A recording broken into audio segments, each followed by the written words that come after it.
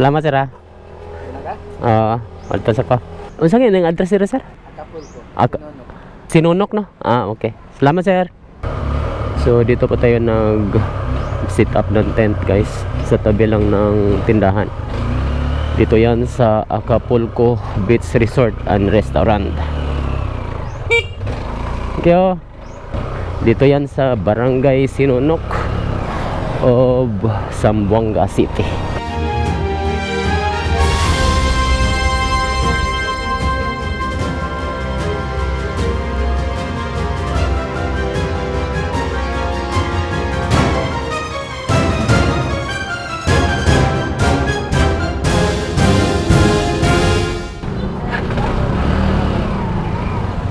So, papultang po tayo. 500 po yung binayaran natin. Dito sa tapat ng Coast Guard substation. Ayan. Sa tapat mismo ay may palikong daan dito. At ito po yung Zamboanga City Bypass Diversion Road.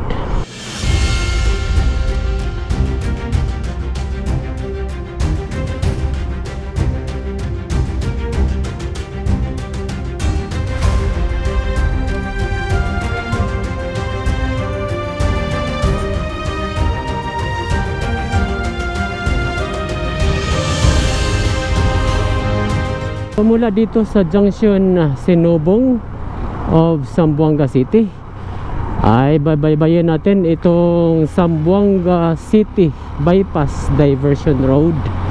At sa video na to ay ipapakita ko sa inyo ang status ng daan, kung safe ba itong daanan sa lahat ng uri ng sasakyan.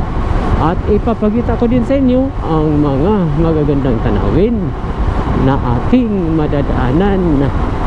Check din natin guys kung ilang kilometer to itong diversion road na ito na magbabypass sa Zamboanga City proper.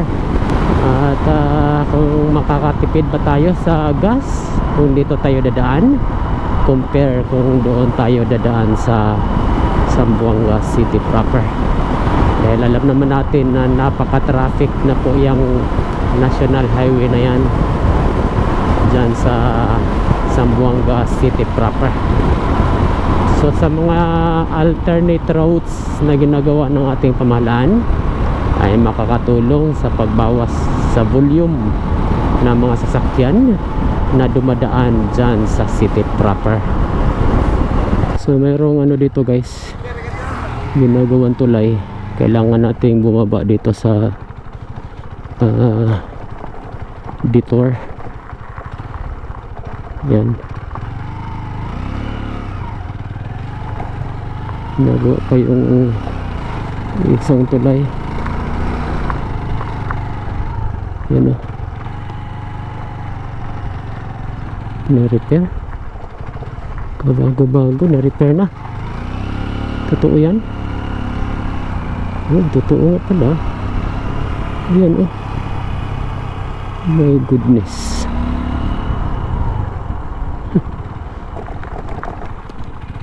Na-repair na yung lumang tulay. Nagawa na sila ng isa pang tulay dito.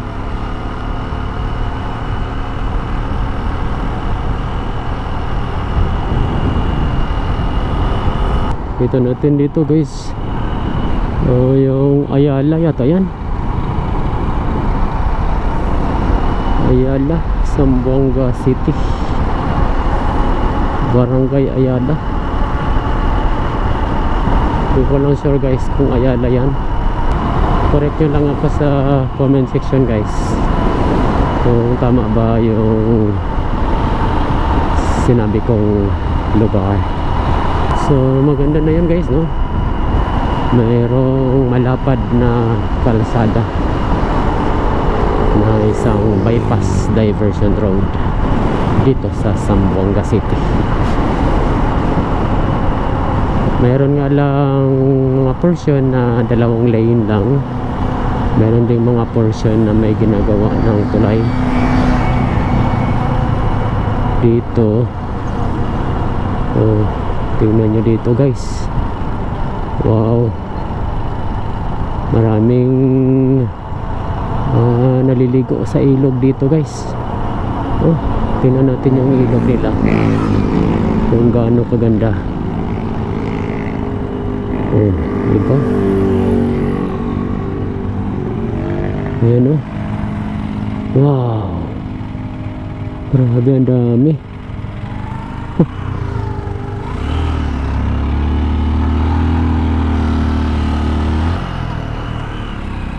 Hanggang doon sa dulo mayroon dito naliligo.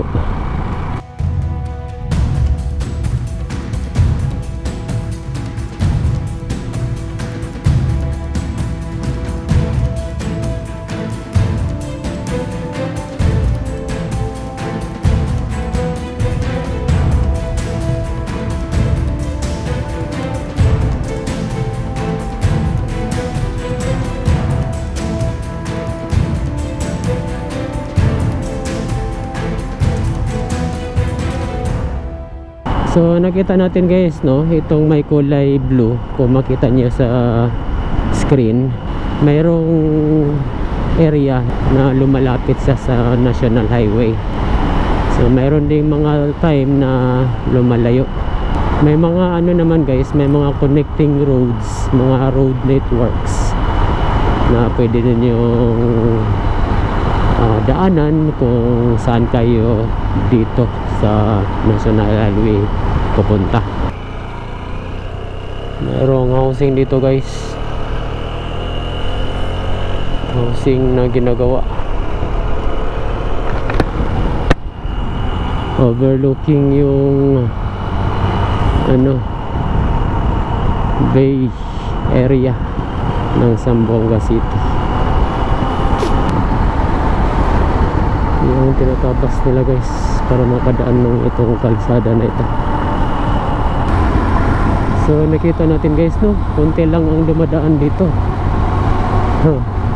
Mas maganda talagang daanan pang mga diversion road compared doon sa city proper. Kaso nga lang medyo malayo kasi paikot-ikot to dito guys compared doon na straight. Dito mountain roads kasi to, kaya may mga bahagi na makurbada at matatarik. Dito mayroon pang mga equipments, ginagawa nila yung bahagi doon, tinatabasan para sa road widening.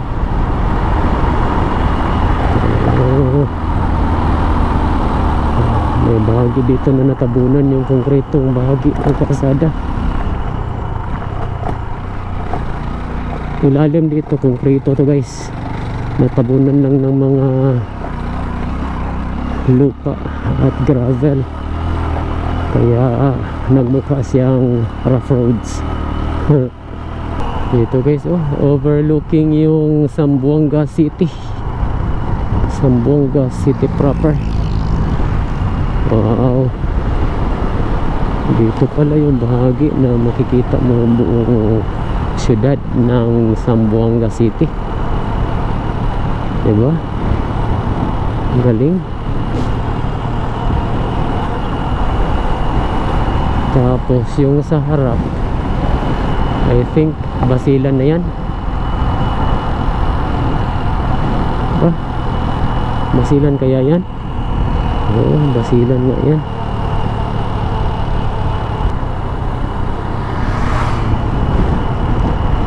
Oops, may naputol. Landslide. Wala man. Hindi lang talaga natapos to.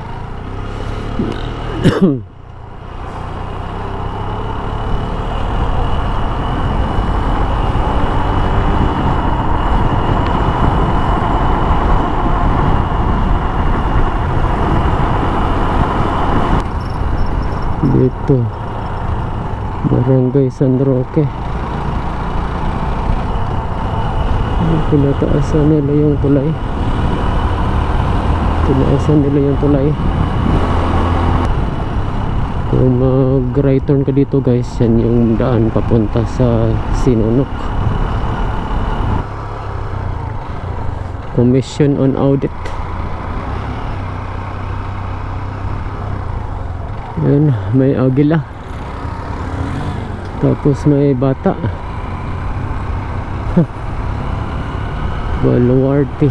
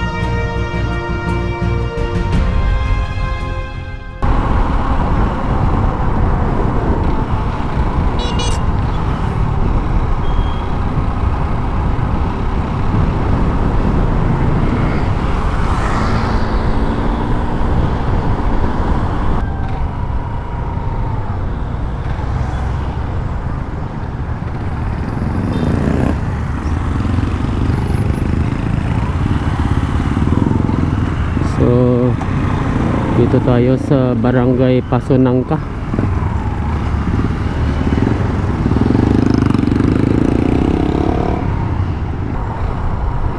Baybayin natin to dulo-dulo guys, itong diversion road na ito. So malapit na tayo sa National Highway, no? Pero dito banda guys ay napaka-traffic pa yan dyan. So kailangan pa nating daanan itong diversion road para makaiwas sa matraffic na National Highway.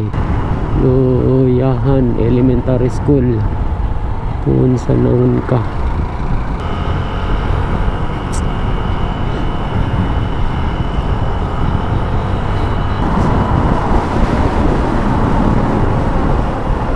Hillside Memorial Garden. Ito yung gumagawa dito guys, oh. Tingnan natin yung contractor.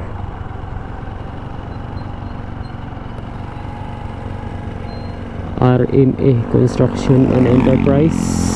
Site Preservation Preventive Maintenance, Secondary Road, Second Zamboanga City Bypass Road. Kung gusto nyo palang magstay dito sa Zamboanga City guys, ay meron dito sa Lunsoran papasok, at may mga mountain resort dito na pwede nyo stayhan. Nag-stay ako dyan sa Green Hills. Nag-range yung ano nila from 600 to 1,000 kubo yun guys. So yung kinuha natin 640 with electric fan and a CR. So isang kubo 640 non-aircon. Yung aircon naman nila nasa, I think nasa 900 to 1,000. Right, approaching tayo dito sa National Highway ng Barangay Gisaw, Zamboanga City. Right dito sa junction ng Barangay Gisaw of Zamboanga City ay mag left turn lang tayo dito. Kung mag right turn tayo dito guys, ayan po yung daan papunta sa Zamboanga City proper. Left turn lang tayo at papunta tayo sa Ipil, Zamboanga, Sibugay.